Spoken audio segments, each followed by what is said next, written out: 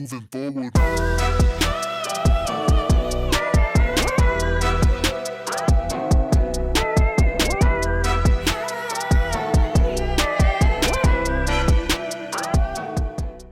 Right now, a future president could be running as a local candidate on your ballot.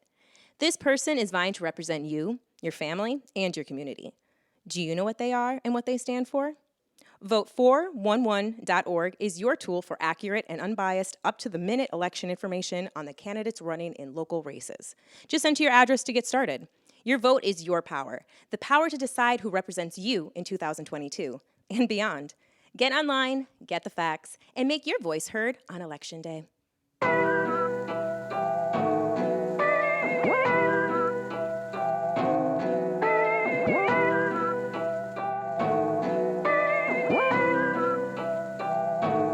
Moving forward.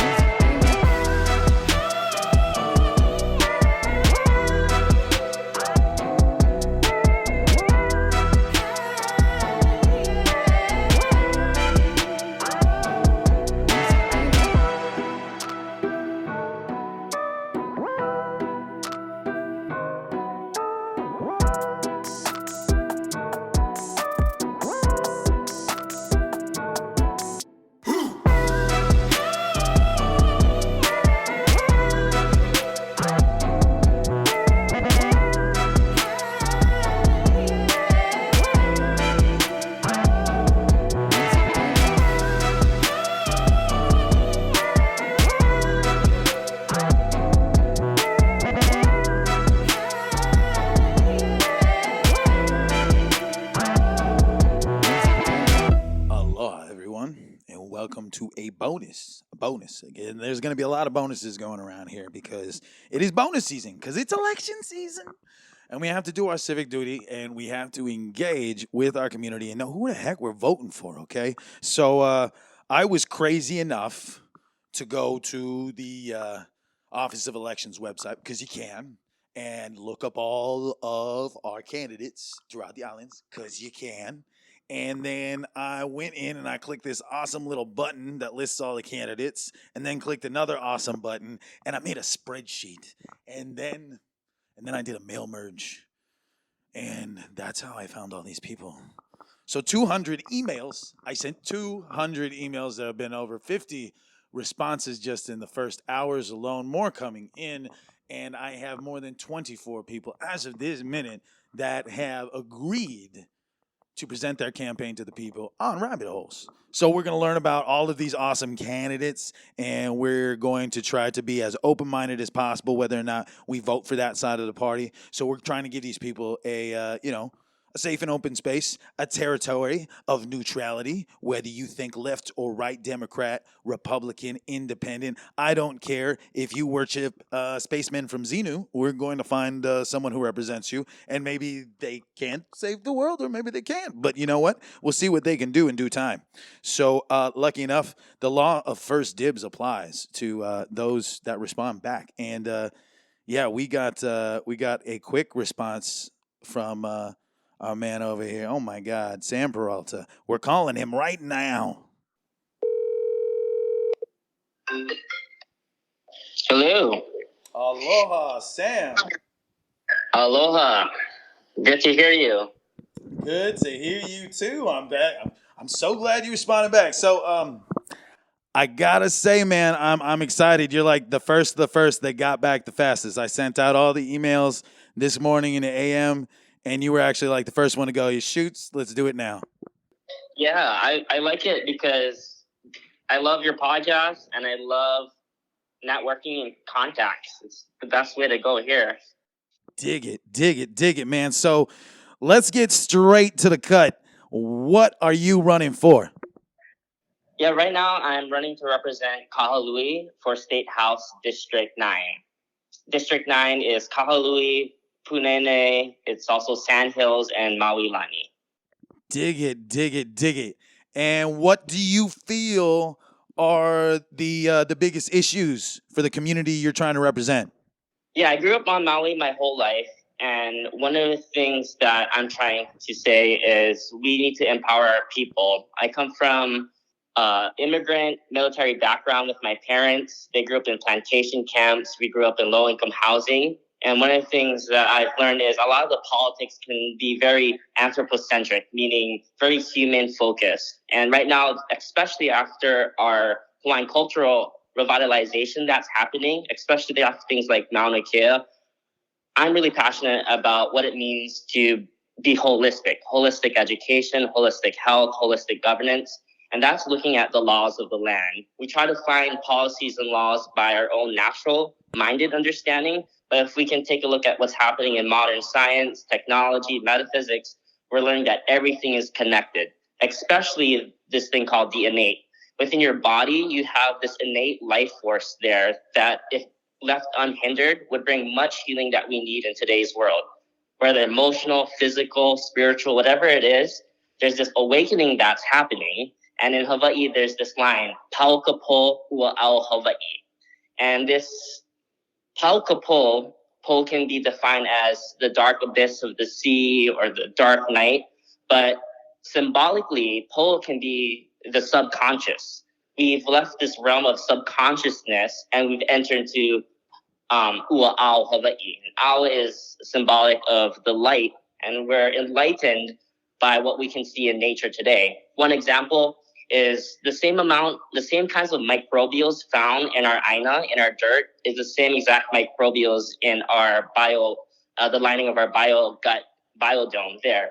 And that's just one thing out of many. And I'm so excited to bring this kind of consciousness and awakening into our governance, because it has been so polarizing in the past few years. I think there's a time of energy and harmony and connection that's happening right now. Righteous, man, righteous. So what I want you to try to relate for the people at large that would be voting for you is, so like, how through that holistic method would you apply that to a particular need in the community, say like economic development or crime or homelessness or even supporting the arts or something? Yeah, one of the biggest needs, especially in my district, let's take something like Hale Makana. In Hale Makana, there's the community park that got taken over, and now there's homeless shelters there.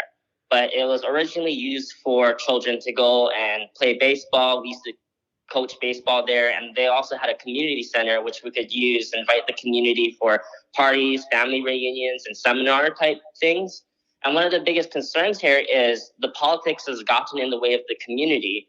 And one of the things that we need to look at is these policies and restrictions, out of policies and restrictions' sake, because of funding and where it's coming from, our people are suffering and there's no one being held accountable to. One other example you can think of is, especially in our schools nowadays, our public school system, mask mandates are done. If we try to find an answer, it goes to the principal. If it's not the principal, it's the teachers association. If not the teachers associations, it's a Department of Education. If it's not the Department of Education, it's the CDC guidelines. If the CDC guidelines just said it's done, and it goes full circle back in this campus. So right now, there's not really a spokesperson to hold these entities, these ideas accountable to what the things our community really needs. And our community right now needs connection more than ever. We need to take out the disconnection, and we need connection and reconnection. And that's what I talk about, the innate self. If people can realize that what they have inside is enough, they'll be empowered. Right now, we're looking at our collective community and the way we can innovate and create during this time we have because of post-COVID to really rebuild Hawaii in a way that we see fit. And right now, we see a lot of things guided towards agriculture. So we have biomimicry technology. We have sustainable agriculture practice. We're thinking about permaculture, where things are permanently there and what that looks like as far as development from here on out. And we just need people who have this type of mindset to be able to ask the hard questions that's beyond policies and politics. Most of all, that's beyond the corruption and the ties and the twistedness that comes from these kinds of deals that we don't see or hear about. It's hidden in plain view. Hawaii is a very relational place, and we don't like stepping on people's toes. So bringing in new, fresh ideas, new, fresh, innovative people who are not under those kind of coverings is going to give Hawaii leverage to launch forward rather than backward, especially in this global society we're living in today. All right. So then my big question to that is on behalf of the people. So what we're seeing in the cronyism is bad, and the no like change anything if it ain't broken bra routine is getting really old.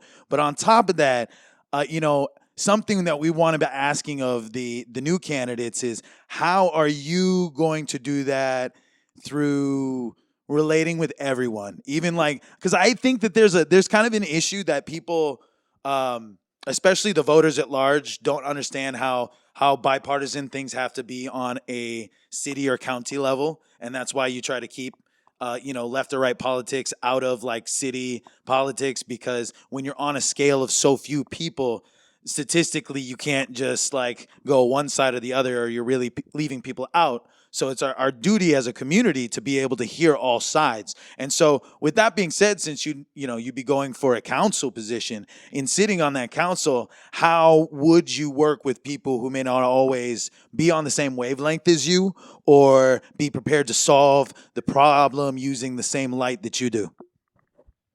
Yeah, I love that question. There's definitely distinctions in districts. There's definitely a difference between county and state. And for State House Representative, what I'm trying to do is really, let's look at the places where we're having restrictions, and how do we amend policies, or how do we create policies that will bring more connection. And I go back to this. It's really not about me and my thoughts. I've been connected on Maui my whole life. I can think of experts that will be able to answer every question that comes up, but most of all, the people who are already doing this. So it's not like we have to create something new. It's not like we have to integrate just kind of rocket science information. The answer is simple. The law is in the land. What we need right now is already there. It's kind of like changing your taste palette, or it's kind of like this thing, like trying to tell a smoker to stop smoking. And no offense to smokers, there's this cognitive dissonance within people because they love to give their power over to people that they're not understanding. And here, I'm not trying to gain power or follow what I call the plantation politics, where imperial cultures love to put classifications on indigenous cultures out of control. And indigenous cultures here I'm defining as people who've grown up within a certain environment or a certain place that has become sustainable. So indigenous cultures have developed a way of sustainability that is beneficial for the land and the society. But right now, because of empirical mindset, the plantation politics, what's happened is all of these cultures have not only lost the foundations of their culture, actually the memories and the ways of life of doing things have been totally wiped out. So what we're trying to do is help people to remember, to ho'omana'o.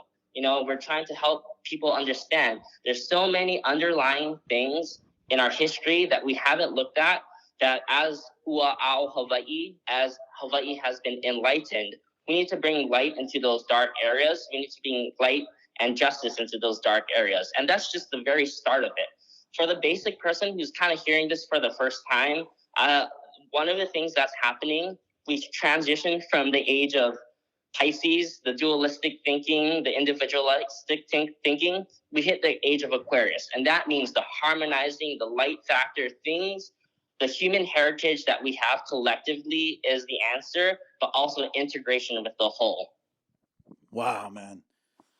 So aside from that, I think some of the bigger things that everybody's asking at large, and this may not just be something that applies to your district, but to other districts, because like Maui also has to cooperate together. So you'd be thinking alongside other parts of the machine that help keep Maui, going towards that homeostasis. So with that being said, like, what insight do you have? Because like tough subjects we've been trying to cover on the show right now, because people have been bringing it up again, is for instance, I know that like Maui doesn't have a major report for it yet, but in the state really hasn't covered it that much. I know that like Honolulu Civil Beat was trying to put some light on it, but they don't have time for cover everything these days for some reason. But inside of that question, skin trade, sex trafficking, we feel that that's kind of an issue that's hitting all of Hawaii, but it's starting to infect into Maui. and it's starting to become a problem. We also had some recent issues with dirty cops and bad decisions by those said other cops that worked alongside them that just looked the other way. And then, now we have, a team that's trying to lead things in a different direction and clean things up now over at MPD. But like with that being said, for like I don't know a better way to put this from a guy like me, but like the cesspool category of problems that are starting to come up that seem to be to a degree, mainland things that shouldn't be happening out here because of like the type of life we lead and the type of culture we are. You get what I'm saying? Kawika, I loved everything you're saying. It's very insightful and you're just up to date. And really, it isn't something new. It's something that's always happened. But because of where we are in today's world and in the space and time we're at, these things are coming to light. Things can't hide in the dark for too long.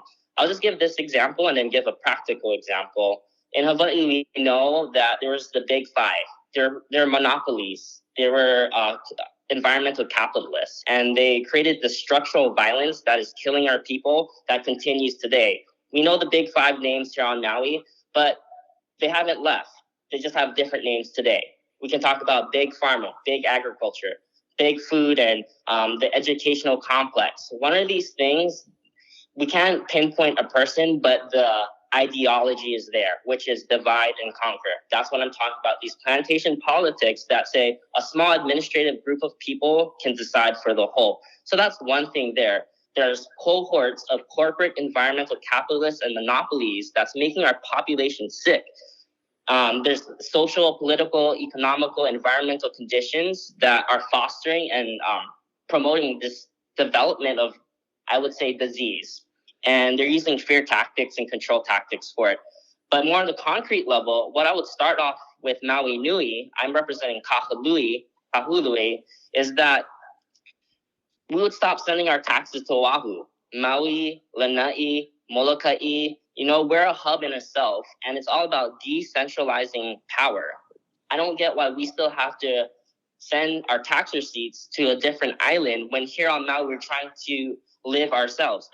Today we had a minimum wage rally, and I'm thinking if we stop sending our taxes to Oahu, we can actually boost the minimum wage here on Maui. Also, we can help our small businesses thrive. One of the things about raising minimum wage is that it's going to destroy our small businesses. So there has to be a win-win situation for our people here in Kahului, here on Maui, and that's about connection. And it's also about decentralization of power. When we talk about education, right now there's too much power in our teachers associations. It's top heavy, it's administration focused.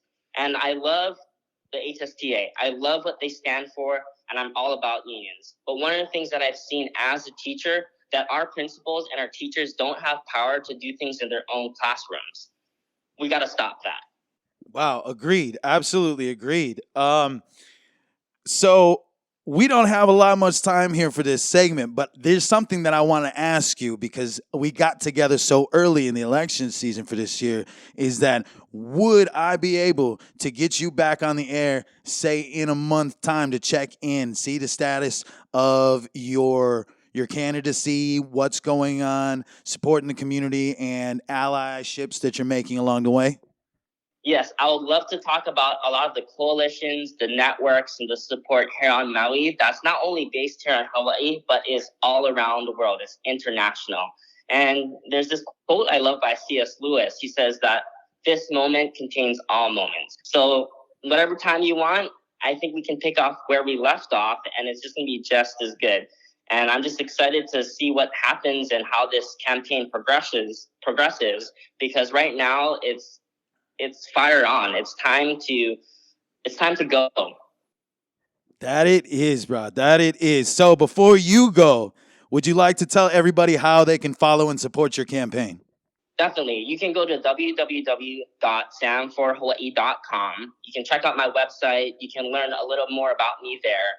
Also, one of the things that we need to do this election is you need to register to vote. It takes less than 5 minutes. Go type it on the Google, register to vote, and make sure you vote this coming election. It's going to be so big. There's going to be a lot of things that are coming up that I know is going to directly impact Hawaii. You have things like cryptocurrency, NFTs. You're going to have policies on use of cannabis, things like artificial intelligence. All these things are just on the horizon of Hawaii because we're in an innovative space that we need to start talking about now. So we need to leave the old-fashioned politics about who's right and who's wrong, but actually gear up towards this global society where information is king, and it can be hacked or it can be moved and manipulated more than our water streams are happening today. So if we think we can't handle our own water streams right now, what more when the wave of information floods this place? Is our people ready? So I want to get people ready. My name's Sam Peralta. Vote for me, Kahului District 9. Dig it. Sam Peralta, everyone. Mahalo again for joining us on Rabbit Hole, Sam. Thank you. And we can't wait to talk to you again and talk about all the other things, especially after we exchange some mana'o from some other people in the election, from positions throughout the islands who may be even sharing the same ideas as you, and we'll kind of collect back together in time. I appreciate it. That's what we need. Pupukahi holomua, together as one. Right on. Mahalo nui, brother. Like, I can't wait to see you out on the road, maybe see it just at some things that you might be coming to talk at or anything, and we'll get some sound bites from you and just trade mana'o. Yeah, I'll be there at Earth Day talking as well. I'll have a booth on Sunday. Sweet. All right, Kawika. All right, Sam. Talk to you later. Talk to you later. Aloha. Aloha.